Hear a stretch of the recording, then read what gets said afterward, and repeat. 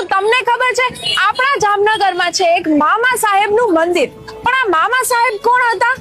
ચાલો જાણીએ. લોક માન્યતા અને પૌરાણિક કથાઓ અનુસાર મામાદેવને ભગવાન શિવનું સ્વરૂપ અથવા વીરભદ્રનો અવતાર માનવામાં આવે છે. કથા એવી છે કે રાજા દક્ષના યજ્ઞમાં માતા સતીના દેહ ત્યાગ બાદ ભગવાન શિવના ક્રોધમાંથી વીરભદ્રનો જન્મ થયો. ત્યારબાદ કળિયુગમાં ભક્તોના રક્ષક તરીકે વીરભદ્રને મામા સાહેબ સ્વરૂપે પૂજવાનું વરદાન મળ્યું. એટલું જ નહીં, કહેવાય છે કે મામાદેવનો વાસ પવિત્ર ખીજડાના વૃક્ષ નીચે હોય છે. અહીં દર ગુરુવારે ભક્તો માટે મહાપ્રસાદનું આયોજન પણ કરવામાં આવે છે.